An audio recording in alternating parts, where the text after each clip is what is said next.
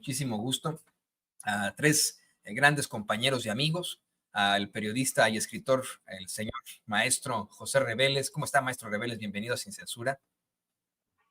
¿Qué tal? Muy buenos días, aquí estamos. Me da mucho gusto saludarte y espero saludar ya pronto al compañero Paco Cruz y al licenciado César Gutiérrez Priego. Quienes, por Gracias, cierto, ya están conectados, maestro. También los saludo con mucho gusto. Saludo también al periodista y escritor Paco Cruz. Paco, ¿cómo te va? Bienvenido.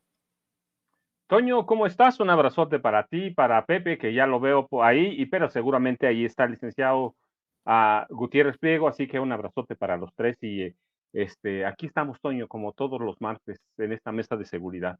Así es, ya está nuestro querido amigo, el abogado especialista en Derecho Penal, Derecho Militar y Seguridad Nacional, César Gutiérrez Priego. Espero, César, que ya olvidándose de ese COVID, ya sabemos que estuviste ahí enfrentándote a tu sexto contagio. Estás como yo, también me he contagiado como 6 veces y bueno, pues en esas andamos.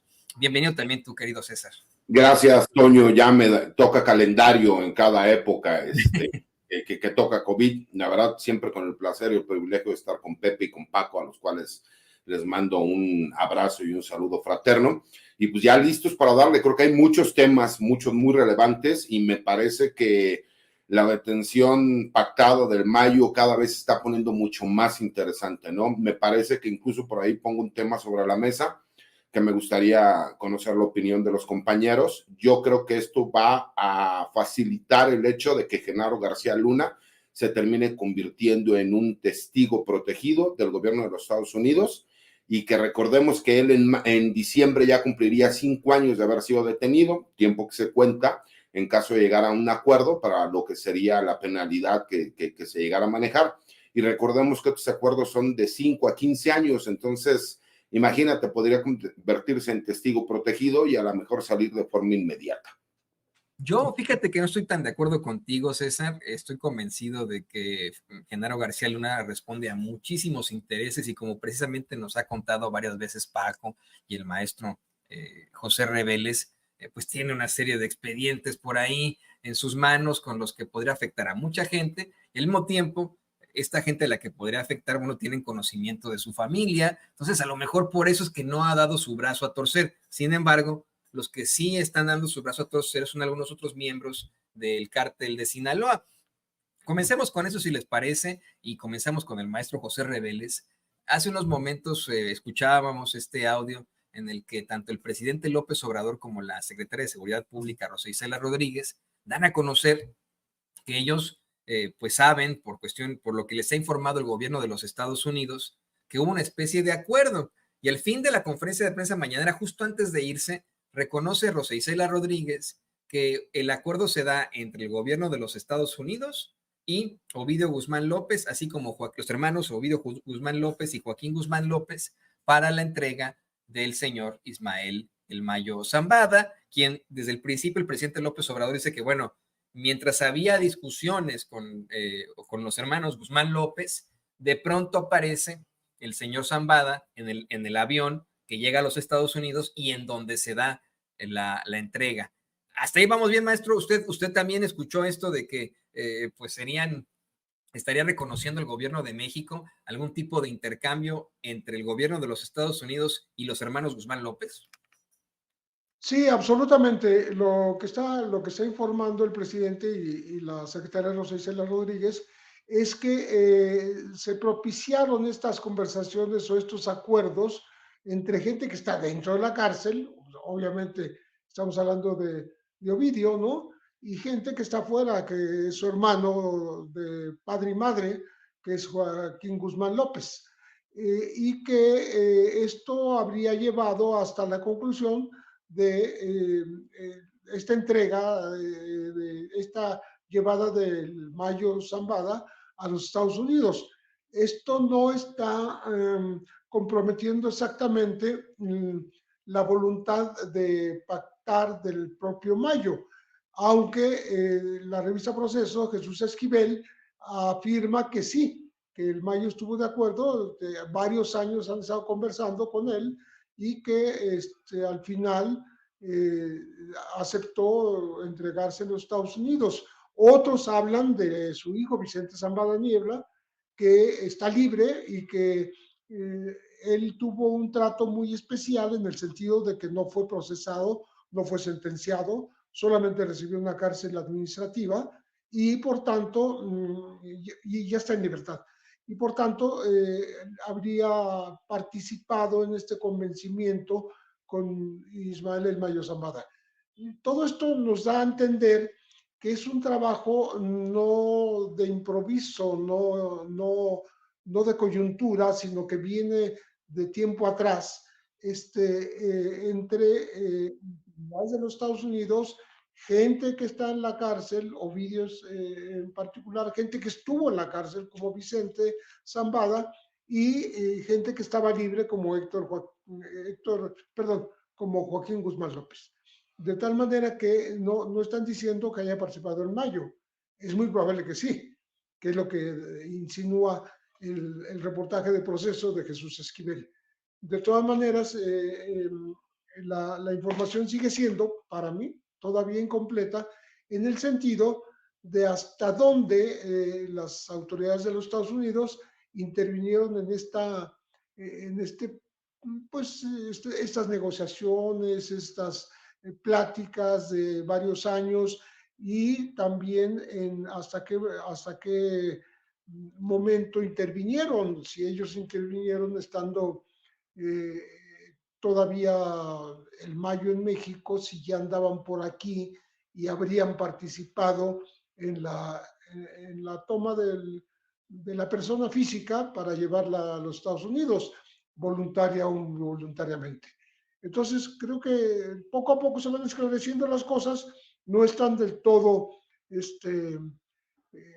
completamente, digamos, esclarecidas, pero apuntan a que pronto, como dice la secretaria Rosa Isela Rodríguez, este fin de semana posiblemente se tenga un informe mucho más completo.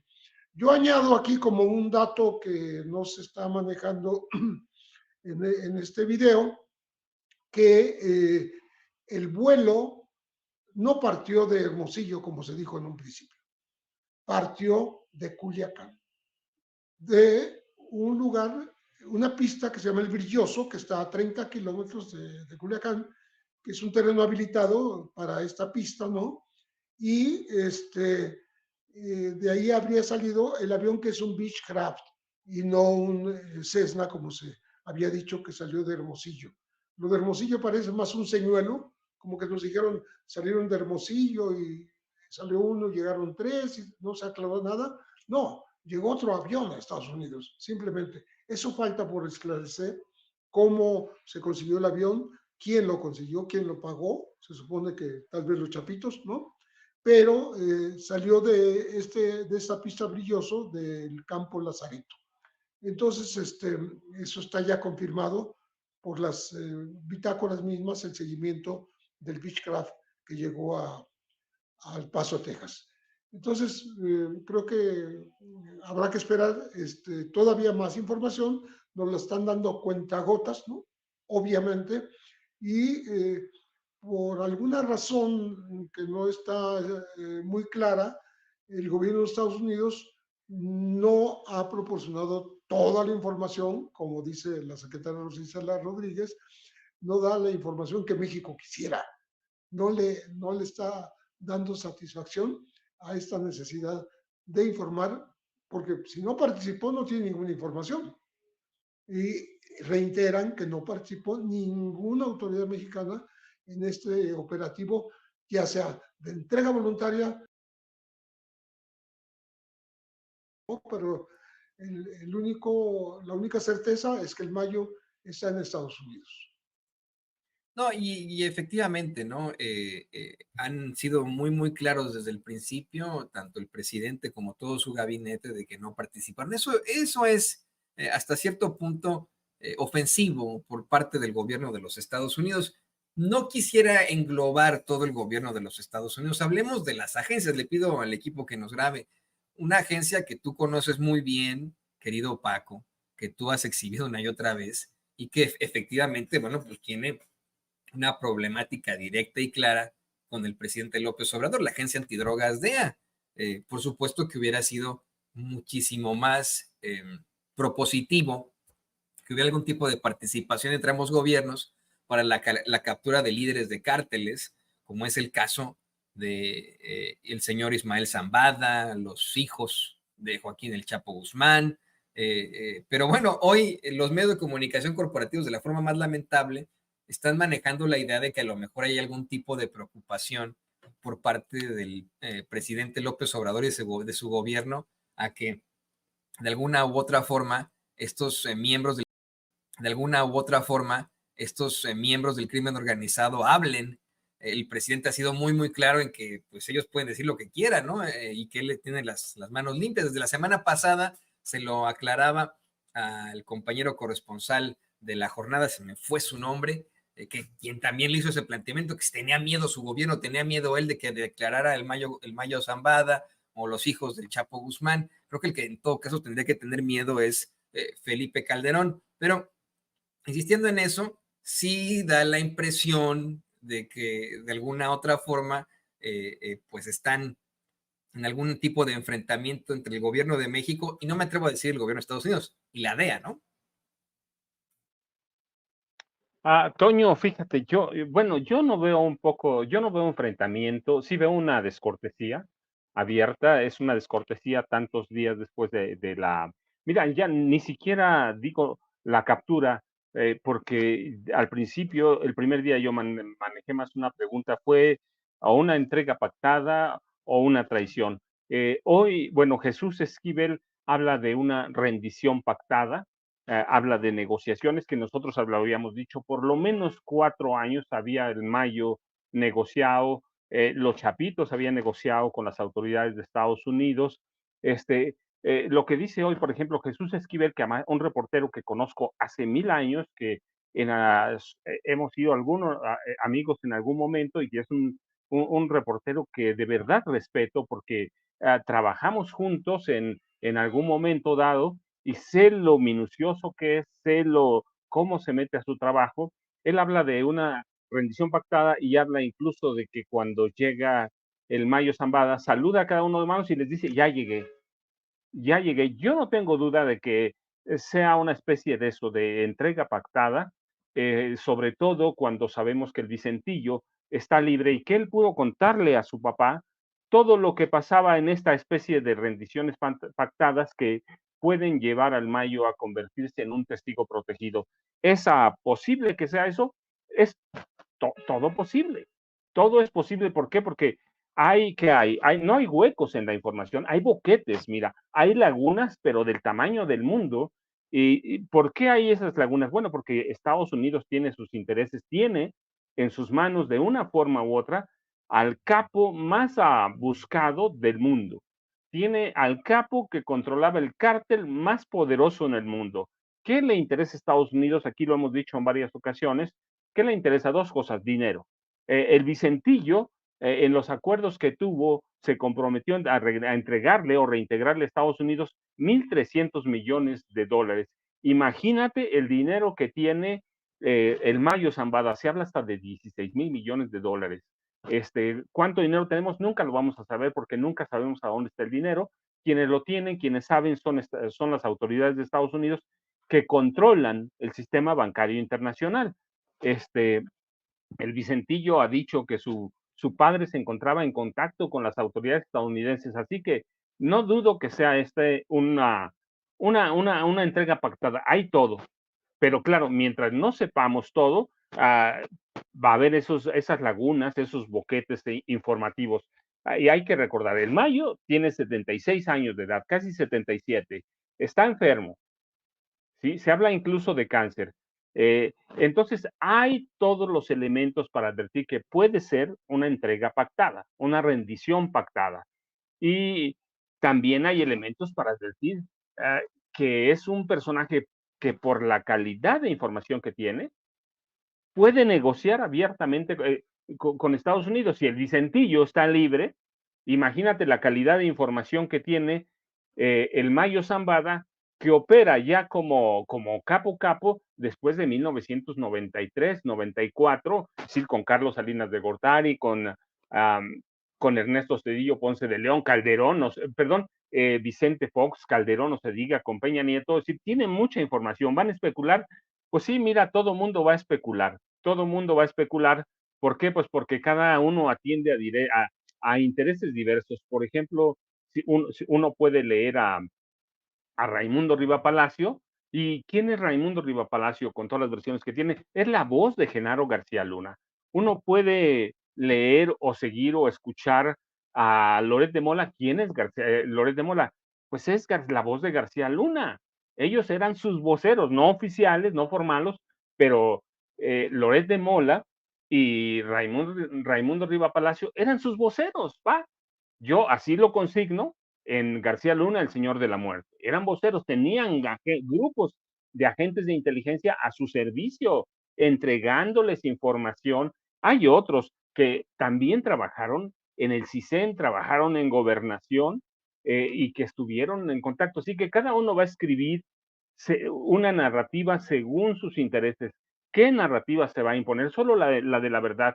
Y yo lo dije desde el principio, cuando se anunció esta caída del Mayo Zambada, yo no lo llamo ni entrega, es la caída del capo más poderoso del mundo en este momento. ¿Qué hay? Pues es que es como una telaraña, hay que ir tejiendo o destejiendo ciertos puntos, jalando y advertirlo. Hasta hoy, por ejemplo, no se advierte que la DEA o el FBI hayan actuado en esta caída. ¿Pudieron haberlo hecho? Sí, solo hay que recordar, por ejemplo, que desde 2007 el FBI, la DEA, y alcohol, tabaco y armas de fuego, el servicio secreto, el servicio del alguacil de Estados Unidos, operaban aquí abiertamente. Todas las agencias de inteligencia policiales, de espionaje de Estados Unidos, operaban aquí con permiso de quién, desde Carlos Salinas, lo he dicho, porque hay elementos para advertirlo, con Carlos Salinas negoció Estados Unidos la entrada de todas sus agencias. ¿Por qué? Para validar el fraude,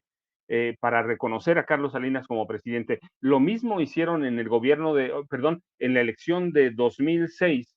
Estados Unidos le pidió a Calderón ratificar los acuerdos anteriores de Salinas para acá, para que todas las agencias de Estados Unidos tuvieran presencia aquí. En 2007, por ejemplo, estaba documentado que el FBI tenía una oficina en Reforma y que operaba desde la PGR.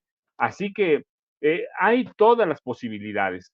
Lo real es que es un capo que tiene información, incluso todavía en cuestiones de crimen organizado, más delicada que Genaro García Luna. ¿Por qué? Porque lo vivió por dentro, porque es testigo, porque él mismo ofreció dinero. Hay elementos para todo eso. Así que ¿se pudo haber entregado? Sí. ¿Puede ser una rendición pactada? Sí. ¿Pudieron haber operado agentes del FBI y de la DEA? Pudieron, pero, aunque de momento no hay elementos. ¿Por qué? Porque hay muchos huecos, y huecos normales salidos ¿de qué? De la delicadeza de este tema. El presidente López Obrador ha sido muy cauto, muy cauto. ¿Por qué? Pues porque eso no tienen información. Y no tendrían, si es una rendición o entrega pactada, Toño, no tendrían por qué tenerla. ¿Por qué? Porque se fueron a entregar a Estados Unidos, te digo, a reserva de conocer los pormenores. No tendría por qué tenerla. Es un narco al que le conviene incluso entregarse en Estados Unidos. ¿Por qué? Una entrega aquí, en cualquier penal de máxima seguridad, le costaría la muerte, igual que al Chapito. Así que tendrían mejores condiciones en Estados Unidos, pero claro, te digo, tienen dos cosas. Uno, la información, que el Mayo Zambada la tiene. Si la tuvo el Vicentillo y lo dejaron libre, pues el Mayo Zambada, imagínate, el dinero, Vicentillo, 1.600 millones de dólares, ¿cuánto tiene el Mayo? El caso del Chapito Joaquín Guzmán López es un poco diferente, pero hay visos, evidencias de que está enfermo también. Y de que después de platicar con su hermano, pues claro que entregando información, está joven todavía. Así que nada es descartable en este momento. Yo estoy de acuerdo, como dice hoy el licenciado Gutiérrez Priego en un artículo que puede convertirse en un testigo protegido, pero no un gran testigo protegido. Y sí, más de un político, aquí te digo, todos los presidentes de Peña para atrás tienen que estar temblando. ¿Por qué? Pues porque recibieron o recibieron apoyos económicos o en especie o abiertamente hicieron negociaciones, por ejemplo, yo lo sé muy bien, con Carlos Salinas de Gortari, con Guillermo González Calderoni. Así que hay que esperar, Toño, pero tiene todos los elementos de una telenovela, los tiene, de un cuento de ficción también. ¿Por qué? Pues es el capo más poderoso que tenía este país, por lo menos hasta el día de su caída, y vamos a seguir sufriendo hasta que tengamos un mapa muy claro de por qué esta caída, si se entregó, por qué se entregó, si operó la DEA o operó el FBI adentro de México, pues también lo sabremos. Pero de momento hay tantos huecos que tenemos que esperar. ¿Por qué? Pues porque solamente él los tiene y quienes están allá en Estados Unidos, Toño. Y es por eso que no estoy tan de acuerdo con él, ¿no? Con el queridísimo Ser Gutiérrez Priego, porque, y le pido al equipo que nos grabe, efectivamente, si algunos delincuentes o líderes de los cárteles se entregaran en México, como bien menciona el queridísimo Francisco Cruz, podrían enfrentarse a serias problemáticas en esas mismas cárceles, podrían ser incluso asesinados. Y aquí en Estados Unidos obtienen la protección, hay un sistema muy interesante de protección de testigos. Y estoy convencido, querido César, que a Genaro García Luna se le ha ofrecido de todo. Y como bien mencionaba hace rato, lleva 5 años detenido. Se le ha ofrecido de todo, se ha trazado su juicio tanto, se atrasó la sentencia de culpabilidad que obtuvo, están siendo atrasado hasta cuándo, está siendo atrasado qué sentencia recibirá, cuántos años, que pueden ir desde la cadena perpetua hasta una sentencia muchísimo menor si coopera con las autoridades, pero sigue sin dar su brazo a torcer. Hoy tú traes una columna, escribes una columna muy, muy buena, muy fuerte para La Silla Rota, en la que precisamente cuestionas qué pasó en realidad con la detención del Mayo Zambada, al mismo tiempo que cuestionas lo que nos planteabas hace ratitito, ¿no? La posibilidad de que Genaro García Luna se convierta en testigo protegido, así lo hacen en las redes sociales. Pero insisto, yo creo que si los que van a hablar son los miembros del crimen organizado que fueron detenidos y no Genaro García Luna, porque tiene mucho que perder con la gente que conoce, con la gente que tiene pues conocimiento de su propia familia. Creo que bajo la idea esa de que pues saben dónde se encuentra su esposa, sus hijos, sus hermanas, algunas detenidas en México, no va a dar su brazo a torcer. No sabremos de él la verdad, pero a lo mejor sí del Mayo Zambada, a lo mejor sí de los hermanos Ovidio y Joaquín Guzmán López. Te pregunto tu opinión, querido César. Fíjate, Toño, yo opino distinto y te voy a explicar por qué. Me parece que García Luna en todo momento buscó dos cosas. Uno, saber cómo iban a estar las elecciones en México, pensando que a lo mejor la oposición podría recuperar el poder, situación que no se dio. Y segunda, él sabe que no hay posibilidades, o por lo menos la posibilidad es mínima, como para que pudieran anular el juicio, además de que existen, ¿no?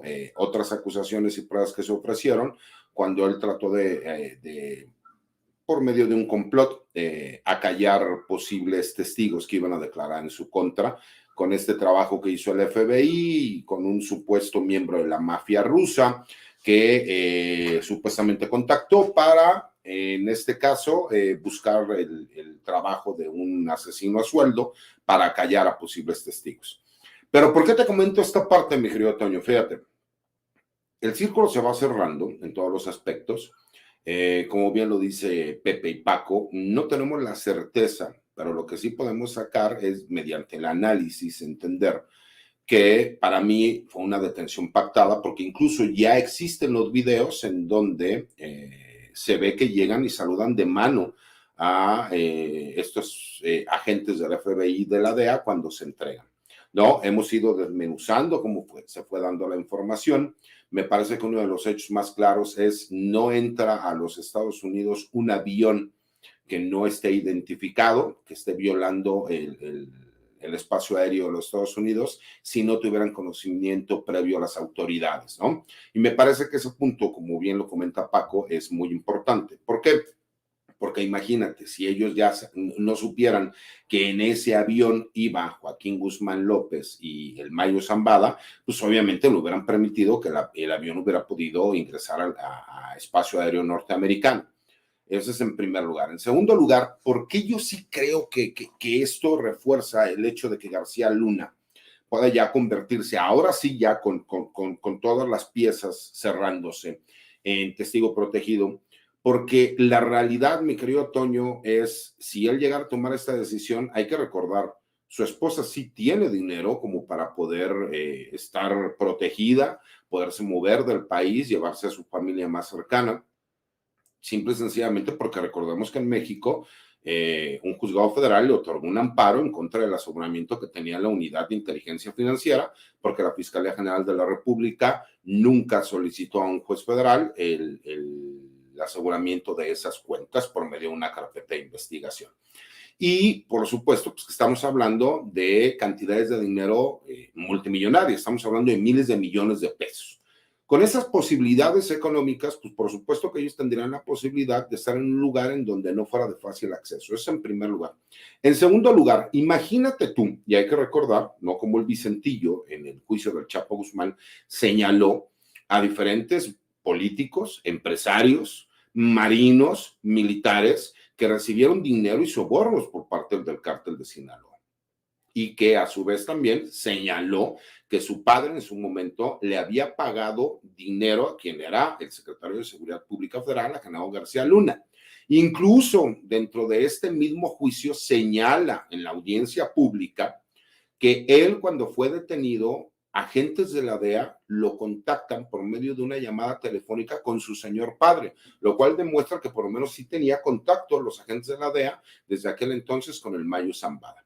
Y hay un punto que me parece que es importante, que dentro del análisis mucha gente no lo comenta, pero recordemos que a principios del mes de junio, el 5 o el 6 de junio, hubo un operativo en donde detuvieron a gente muy cercana al Mayo Zambada y que la realidad es que iban por el Mayo, pero se les peló por minutos o segundos, si tú quieres, pero se les peló y detuvieron a su jefe de escoltas y a gente muy cercana a él por medio de la Marina y de la Guardia Nacional.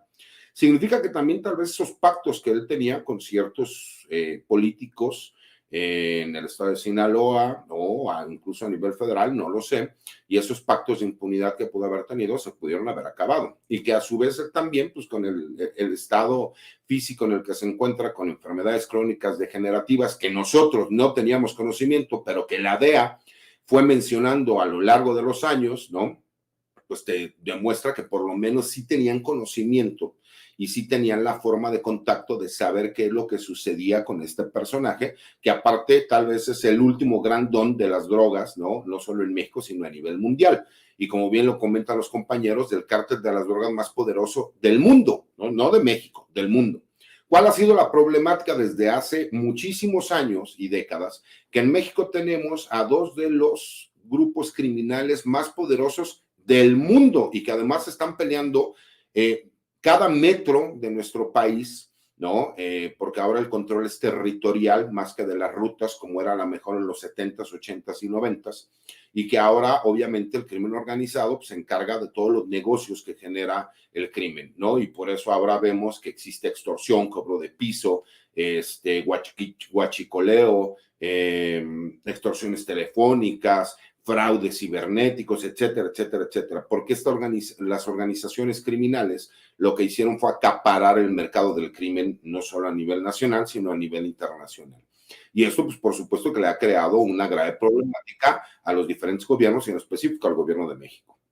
Pero que para mí, en lo personal, me parece que el Mayo Zambada, como bien lo comentan los compañeros, y el Vicentillo logró un acuerdo en donde incluso pagó una reparación del daño de $1,300 millones y que es un hecho público que se sabe, que se dio a conocer por el mismo Departamento de Justicia de los Estados Unidos como indemnización por este trasiego ilegal de drogas hacia los Estados Unidos. Imagínate la cantidad de dinero que debe de tener el Mayo Zambada y la posibilidad de la información de gran calado que él puede llegar a tener.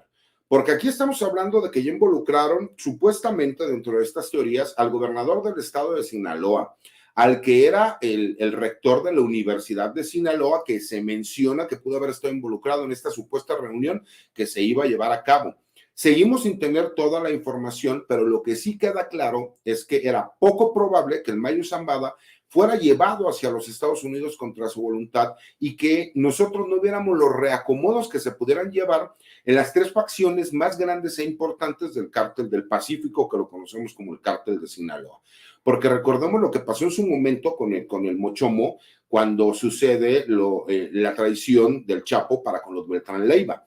No habría esta calma que existe en estos momentos en el estado de Sinaloa. No vemos al grupo o a la facción de los Chapitos con Iván Archibaldo que se estén moviendo. No vemos al Guano, ¿no? Que es el hermano del Chapo Guzmán, que es líder de otra de las facciones, haciendo movimientos. No vemos a la gente de los MZ o los puntas que se les llaman, ¿no? Las flechas, que es la gente del Mayo Zambada, haciendo algún tipo de movimiento o de ataque por venganza si hubiera existido realmente una traición.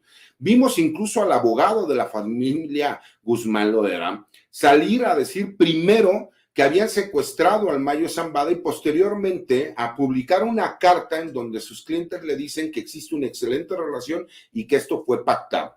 Y hoy vemos a Rosa Isela Rodríguez, que es la secretaria de Seguridad y Protección Ciudadana, señalar que el gobierno de los Estados Unidos reconoció que sí había existido un acuerdo por medio de personas que se encontraban en la cárcel con personas que fueron detenidas. Y al finalizar la conferencia de prensa, le preguntan que si fue de Iván ¿cómo se llama? De Ovidio Guzmán y de Joaquín Guzmán, ¿no? Ambos López. Y menciona, sí, efectivamente. Entonces, esto nos demuestra que por lo menos el acuerdo sí se dio, que la detención fue pactada y que a mi consideración me parece que era lo que estaba buscando Genaro García Luna para entonces sí poder él ya dar el siguiente paso. Yo, mi querido Toño, me gusta lo que yo digo, siempre reforzarlo con el trabajo de investigación que realizo. Y hasta ahorita, bueno, pues nos ha salido más o menos. Dije que iban a detener al general Salvador Cienfuegos y todo el mundo estaba loco y lo detuvieron. Después dije que lo iban a repatriar y lo repatriaron. Y después dije que lo iban a exonerar y lo exoneraron. Y no sé si recuerdas que también dije que a los años lo íbamos a ver incluso condecorado y lo condecoraron. Yo, mi querido Toño, creo que vamos a ver en las próximas semanas o meses a Genaro García Luna, que se convierte en testigo protegido, que va a llegar a un acuerdo con el gobierno de los Estados Unidos y que muy posiblemente lo vamos a ver en muy poco tiempo, ya en libertad, sin ningún problema. Y entonces sí, me parece que va a haber muchos políticos mexicanos, entre ellos algunos expresidentes de la República, que van a tener serios problemas con el gobierno de los Estados Unidos.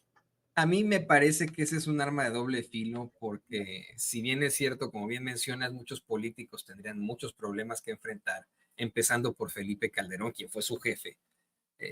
El mismo Genaro García Luna es un supervillano. O sea, no quiero tampoco tener un ejemplo muy básico de historieta, pero si me lo preguntas, es un sujeto muy peligroso. Le pido al equipo que nos grabe para hablar de esa personalidad y de lo que podría decir. Efectivamente, lo que podría conllevar a una declaración, a que testifique finalmente alguien como Genaro García Luna, sería embarrar a muchas personas. Ya no lo ha dicho Paco una y otra vez, empezando por el mismo Felipe Calderón y por Enrique Peña Nieto, pero ahí están los empresarios, están los políticos, están diplomáticos, e incluso, y vamos con usted, maestro José Reveles, se habla de personalidades de la política estadounidense. Se habla de la exsecretaria de Estado, excandidata a la presidencia Hillary Clinton. Se habla, de tanta gente que podría estar involucrada y que podría enfrentar serias consecuencias en caso de que Genaro García Luna hable. Ahora bien, también hay que pensar por qué están atrasando tanto esta determinación. La sentencia final de Genaro García Luna y que coincide, pues obviamente, con las elecciones de los Estados Unidos. ¿Cuál sería el desenlace si gana Kamala Harris? ¿Cuál sería el desenlace si gana Donald Trump? ¿Qué opina de esto, maestro José Reveles? Mira, definitivamente este aplazamiento de la sentencia final contra Genaro García Luna tiene que ver mucho con su propia defensa, porque la defensa pidió primero que se repusiera todo el procedimiento que había sido irregular, o sea, que se volviera a hacer el juicio. Y allá el juez Brian Cogan dijo, no, pues, ¿cómo vamos a hacer otra vez un juicio con tanto tiempo que llevó y tantos testigos que acudieron y con tanta información que fue muy pesada, ¿no? Ustedes se recordarán que el rey Zambada, el grande, gente de mucho calado, pues llegó a testificar y dar pormenores de cómo Genaro García Luna había sido corrupto y había sido protector del cártel de Sinaloa, que esa es la acusación principal. O sea, no hay que olvidarse que está acusado de eso, de haber protegido desde el 2001 al cártel de Sinaloa. Entonces, pues es toda son casi 3 lustros de impunidad del cártel de Sinaloa por lo que hace a las acciones que pudo haber emprendido el que fue primero director de la Agencia Federal de Investigación, la AFI, de la Procuraduría General de la República, y después secretario de Seguridad Pública Federal. Entonces, eso ha tardado, repito, por cuestiones de la defensa de García Luna, pero porque él también ha sido reacio a, a admitir su culpabilidad. Se ha declarado no culpable, al igual que el Chapo Guzmán, al igual que el Mayo Zambada ahora, y con lo cual lo único que ha hecho es justamente ponerse en riesgo de una cadena perpetua cuando le den la sentencia final, pero todavía está en tiempo de negociar. En efecto, ha estirado la liga hasta lo último y estamos hablando de 5 años en que no se decide a convertirse, por ejemplo, en testigo protegido. Y si se convierte en testigo protegido es porque antes tuvo que haberse reconocido culpable de delitos de los que se le acusan en los Estados Unidos. Eh, no hay que olvidar que tiene otro juicio pendiente en Miami, que emprendido eh, por la Corte de Miami, que lo acusa de haber tergiversado más de 700 millones de dólares, que es una cantidad inmensa de dinero, y quien ha participado con elementos de información y ha pedido que el gobierno mexicano sea partícipe de la devolución de parte de estos activos es exactamente la unidad de inteligencia financiera, no desde antes de que estuviera Pablo Gómez, ¿no? Entonces, eso es también muy importante de tomarse en cuenta para ver en qué condiciones puede operar Genaro García Luna y hasta si le conviene declararse culpable en un juicio y el otro, ¿qué va a pasar? ¿No? Porque entonces tendría que devolver una cantidad inmensa de dinero, ¿no? Entonces, ser testigo protegido le ayuda en el sentido de que posiblemente libre la cadena perpetua, pero también sirve para que sus familiares, algunos de los cuales, incluyendo su esposa, que han sido involucrados en delitos ya del manejo de dinero, producto de las corruptelas o de las corruptelas o del desvío de recursos, hayan hecho uso de esos recursos, ¿no? Entonces, esa es otra parte, ¿no? Y esa parte no es despreciable para la decisión final que tome Genaro García Luna. Es curioso que hoy aparece en redes un episodio, lo cito como un episodio simplemente que aporta términos de incriminación contra Genaro García Luna. Hubo un vuelo en 2009, el vuelo 576 de Aeroméxico, que aparentemente había sido secuestrado por un fanático religioso, ¿no? Y que traía 112 pasajeros de Cancún a la Ciudad de México. Cuando se recibe en el aeropuerto, pues van militares y se rodean el avión que está en la pista y llega también el operativo de la Secretaría de Seguridad Federal con Genaro García Luna al frente. Y hay un corrido de Cachuy Rubio que describe el episodio, pero habla de que adentro de ese avión, además del falso terrorista, porque resultó que llevaba unas latas de refresco llenas de arena, sin ningún dispositivo, o sea, no llevaba ningún explosivo, solamente fueron amenazas, que adentro de ese avión iba ni más ni menos que Ismael El Mayo Zambada, y que fue liberado, se le permitió quedar libre, y que eso lo hizo Genaro García Luna. Lo doy como anécdota porque es curioso, yo nunca había escuchado ese episodio, pero está en un corrido, la fuente es un corrido, que curioso, un narcocorrido.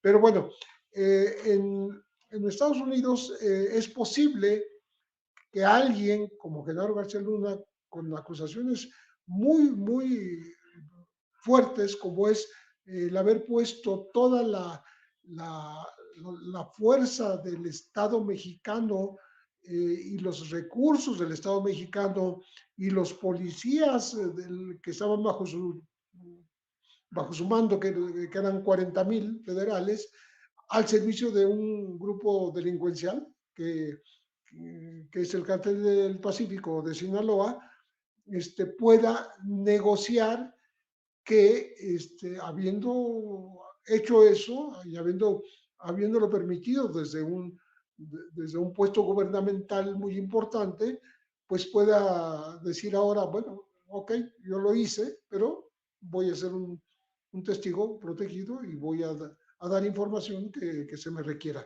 Y me imagino que no solo información, tendrá que entregar también, porque eso es lo que implica muchas veces el convertirse, entregar un dinero importante al gobierno de los Estados Unidos.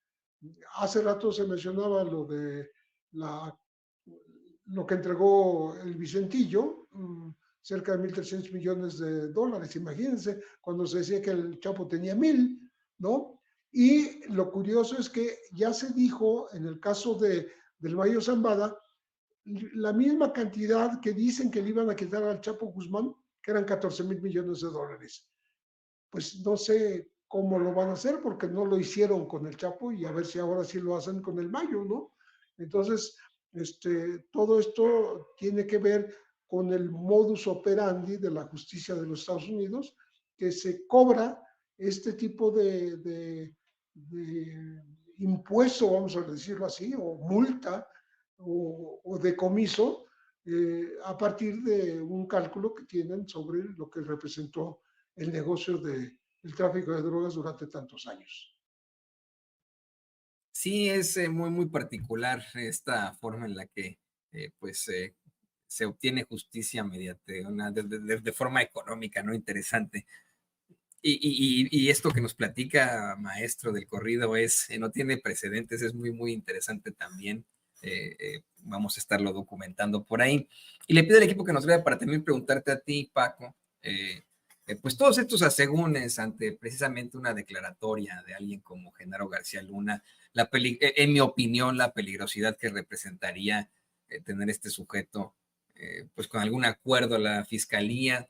Tú mismo lo planteas en tu libro, García Luna, el Señor de la Muerte. Cómo es que se trata de una persona que, pues vamos, es un criminal desde su infancia, ¿no? O sea, de verdaderamente desde su infancia, y pues cuyo paso por la vida pública fue extremadamente negativo. Si me lo preguntas, pues qué bueno, ¿no? Que hable con la fiscalía si se consigue, ¿no?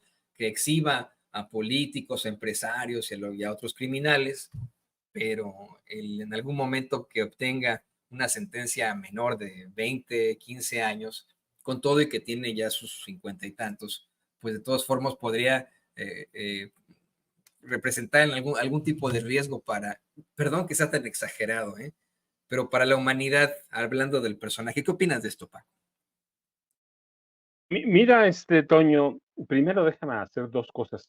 Uno, eh, el peligro de que el Mayo Zambada o García Luna declaren contra la DEA o contra la CIA, no, eso no va a pasar. Pueden hacerlo. Estados Unidos nunca se va a enjuiciar a sí mismo por lo que haga en el resto de América Latina. Estados Unidos se puede enjuiciar por lo que haga adentro. Afuera, nada, todo es permitido. Todo lo que hagan las agencias de Estados Unidos, la CIA, el FBI, la DEA, todo lo que hagan es permitido. Así que no importa lo que hayan hecho. Mira, el FBI, por ejemplo, premió a Genaro García Luna. La DEA premió a Genaro García Luna y están los diplomas. Así que ellos no se van a enjuiciar. Luego, Genaro García representa un peligro. Pues mira, el problema es que Genaro García Luna no puede entenderse como un fenómeno solitario. Genaro García Luna es de esos personajes que se crean desde que el sistema político mexicano nació como Partido Revolucionario Institucional, y de 1946. Podemos ir hacia atrás, pero cuando nace como PRI, como lo conocemos hoy, es en el 46 con el general Manuel Ávila Camacho y el secretario de Gobernación, Miguel Alemán Valdés, cuando programan ellos o planean o orquestan entregar la presidencia a los civiles.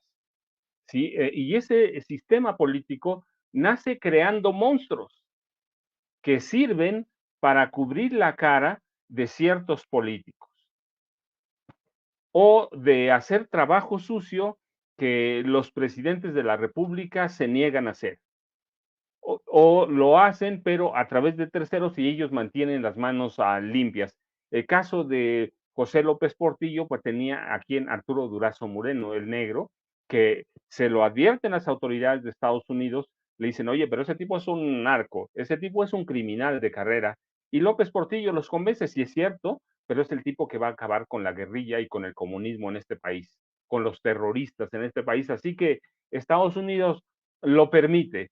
En el caso de Carlos Salinas de Gortari, tenía a Guillermo González Calderón y al que le permite la DEA todo. No me lo platican. Yo participé como periodista en algunos operativos, por ejemplo, de Guillermo González Calderón, cuando Estados Unidos le presta todo. La DEA le prestaba helicópteros, armas, todo. Y lo dejaban en la línea fronteriza en el Río Grande o el Río Bravo, como lo conocemos nosotros, y luego ya Guillermo González Calderón mataba, torturaba, asesinaba, lo que fuera, pero le servía a Carlos Salinas de Gortari para cubrir las espaldas. Y en el caso de García Luna, lo mismo. Ese es uno de esos monstruos que hay en la política mexicana y que sirven para que Calderón se cubra las manos. Calderón compraba armas y el que mataba era Genaro García Luna. Y tenemos otros, Nazar Haro, Francisco Sagún Vaca. Es decir, los presidentes como Calderón tenían monstruos. ¿Para qué? Para ocultarse, para cubrirse las espaldas, para no llenarse ellos las manos de sangre, aunque las tenían manchadas de sangre. Es un peligro para la sociedad. Mire, yo lo insisto, desde Miguel Alemán Valdés, todos los presidentes de este país, hasta Enrique Peña Nieto, fueron un peligro para la sociedad.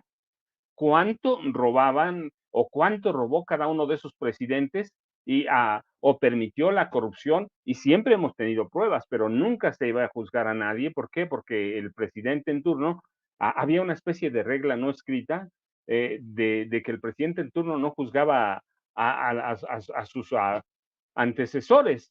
Así que este sistema político que nace en el 46 nace creando monstruos, siendo todos un peligro para la sociedad y siendo un peligro para ellos mismos.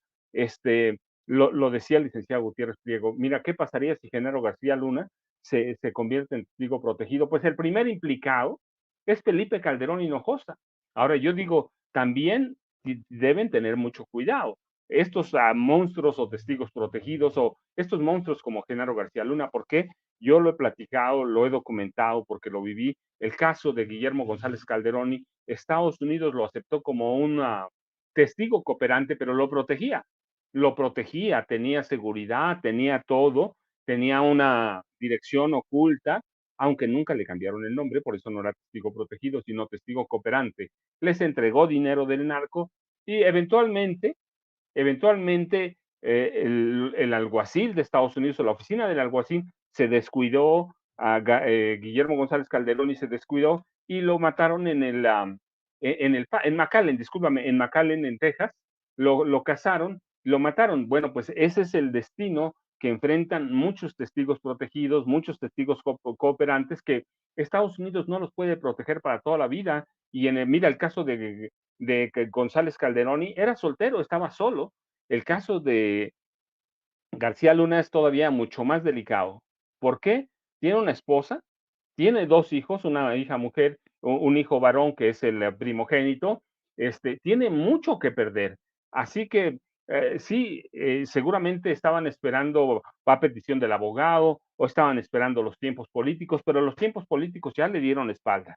¿Qué va a pasar ahora? Pues va a tener que pensar de aquí a octubre con mucho cuidado el paso siguiente, pero es un peligro para la sociedad, pues yo digo, todos los priistas, con mucho respeto lo digo, todos son un peligro para México. Los panistas son un peligro para México. Crearon un cártel en Los Pinos, los priistas tenían cárteles en Los Pinos, presidentes ladrones, asesinos, pues tenemos a Enrique Peña Nieto, a Ernesto Zedillo, a Salinas, que eran asesinos. Hay que ver nada más el historial de este país.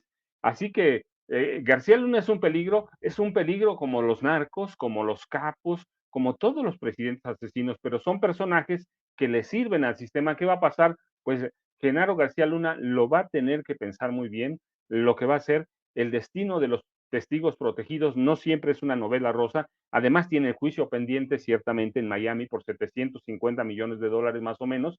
¿Qué va a pasar? Lo tiene que pensar muy bien. Su esposa, y yo lo he dicho hoy, es la mujer que controla aquellas empresas fantasmas que se dedicaban a lavar dinero. Sabe a dónde está oculto el dinero de Genaro García Luna, no solo el que se robaron a través del Estado, que no es un robo, es sino triangulación de recursos, en este caso del gobierno de Enrique Peña Nieto, pero sabe a dónde está el dinero del narco, sabe a dónde está el dinero ilegal, así que va a tener que ser muy cuidadoso Genaro García Luna, y ahí con el Mayo Alao va a tener que ser doblemente cuidadoso. Genaro García Luna debe muchas cuentas, es un peligro todos ellos. Felipe Calderón es un peligro para este país, hay que ver cómo políticamente se ha comportado en estos momentos. O sea, son un peligro, hay que ver a Vicente Fox, Carlos Salinas de Gortari sigue siendo un peligro, pero son esos monstruos que creó el sistema y que le permitimos crear al sistema, así que hay que esperar lo que va a ser la audiencia, cuándo va a ser, en octubre, pero yo digo, siempre van a ser un peligro para la sociedad, siempre van a ser un peligro para México, pero es el sistema que nace en 1946 con el moderno PRI el que se los permite. Pero es una novela, yo les decía cuando salió García Luna, el Señor de la Muerte, apenas empieza la historia de García Luna. Así que apenas está empezando, la vamos a ver desarrollar y con la caída del Mayo Zambada, todavía se le complica un poco más, Toño. Sí, no, un caso sumamente complicado, que insisto, tiene repercusiones aquí fundamentales y que creo que también es parte del análisis que querido Paco nos hace, también César Gutiérrez Priego. Le pido al equipo que nos grabe también ya para cerrar, preguntarte tu opinión sobre, ok, ¿no? Todos son peligrosos, como dice Paco, es muy probable que de alguna u otra forma terminen, pues pueda llegar a testificar ante esos 3 lustros de impunidad del cártel de Sinaloa en los que operaría García Luna, como lo plantea el maestro José Reveles.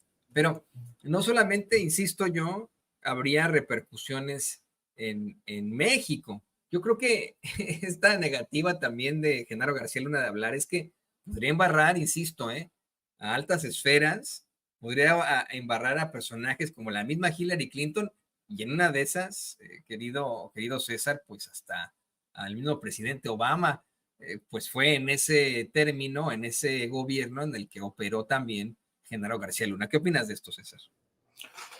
Mira, por supuesto, Toño.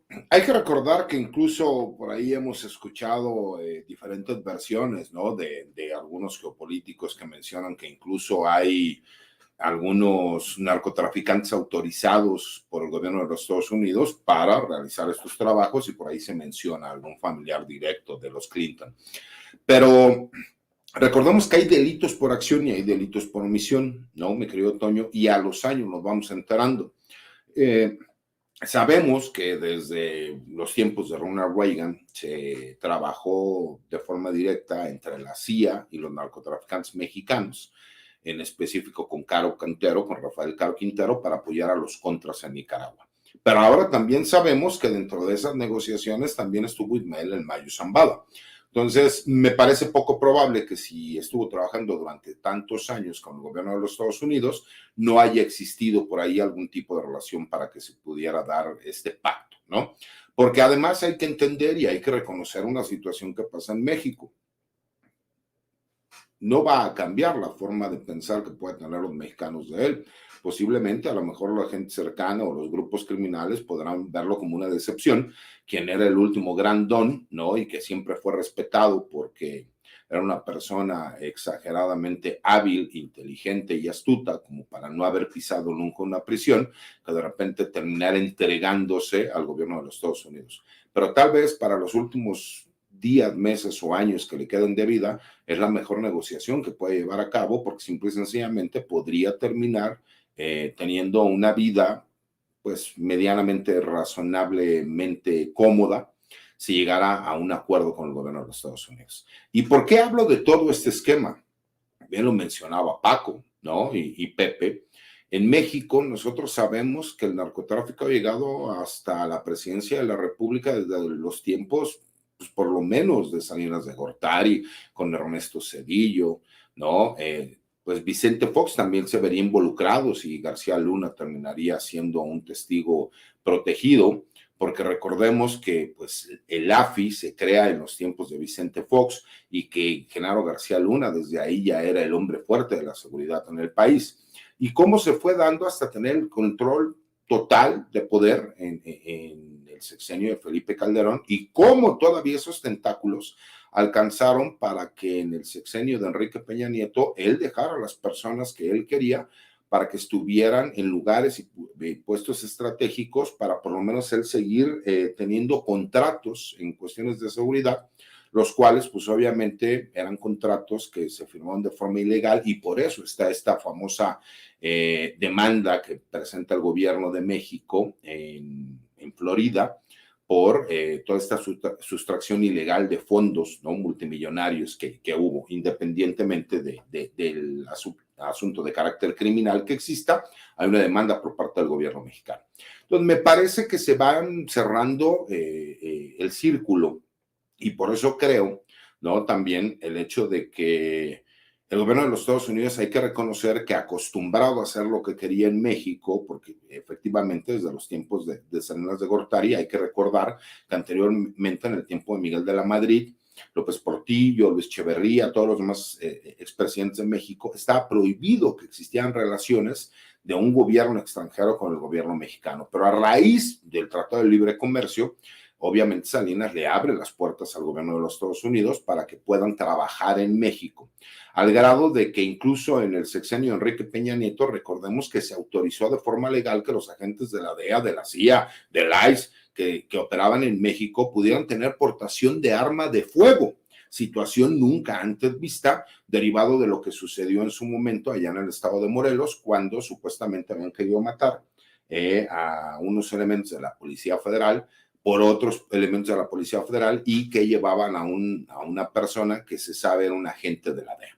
Entonces, imagínate el poder que ellos tenían para poder realizar cualquier tipo de movimiento operativo, y además trabajaban con diferentes agencias, por lo cual veíamos nosotros pues enfrentamientos en cuanto a lo que pasaba en México, porque la Marina tenía una información, la Secretaría de la Defensa otra, la Policía Federal tenía otra, e incluso la Fiscalía General de la República, que entonces era PGR, tenía otra agencia con la cual se coordinaban y hacían trabajos de inteligencia que no compartían información, y que en México, pues, por supuesto, era el baño de sangre, y que realmente pues, en Estados Unidos la droga seguía llegando. Y la pregunta siempre ha sido la misma. ¿Por qué la droga sigue llevando, aunque cerraran las fronteras? Pues porque ellos saben que tienen una población a la cual no le puedes cortar tú de forma total el ingreso de drogas, porque recordemos que ellos reconocen públicamente que las mismas farmacéuticas, ¿no? De forma legal, convirtieron a gran parte de la población de los Estados Unidos en adictos y que en el momento en que estas normas cambian y que ya no se puede vender este tipo de drogas, ¿no? De forma legal, pues obviamente ya hay un mercado consumidor que los narcotraficantes lo vieron como una gran oportunidad, pero que curiosamente en Estados Unidos sigue sin existir un grupo criminal o un narcotraficante, lo que nos sigue haciendo pensar, ¿no? Que el negocio realmente de la DEA es la administración de los grupos criminales y siempre es echarle la culpa, en este caso, a los países productores y a los países de trasiego. Pero ¿qué fue lo que pasó en México? Los grupos criminales mexicanos, al convertirse en socios de los narcotraficantes colombianos, ecuatorianos, peruanos, en este grupo de países en donde la hoja de coca se puede dar, pues obviamente se terminaron convirtiendo en las organizaciones criminales más importantes del mundo. Y ahora con drogas como el fentanilo, donde no necesitas tener ya ningún trato con los colombianos o no necesitas estar sembrando para poder producir este tipo de drogas, la puedes producir los 365 días del año y además lo puedes hacer incluso de forma directa desde los Estados Unidos sin necesidad de comprar los precursores en Asia, traerlos a México, producirla y después pasarla, sino que ya lo hacen directamente en los Estados Unidos y que el mismo gobierno de Estados Unidos tuvo que reconocer que es real. Entonces, pues también te demuestra que la problemática que ellos han tenido y el cual nos demuestra que a 52 años de la creación de la DEA ha sido un fracaso, pues obviamente lo que ellos han manejado es la administración.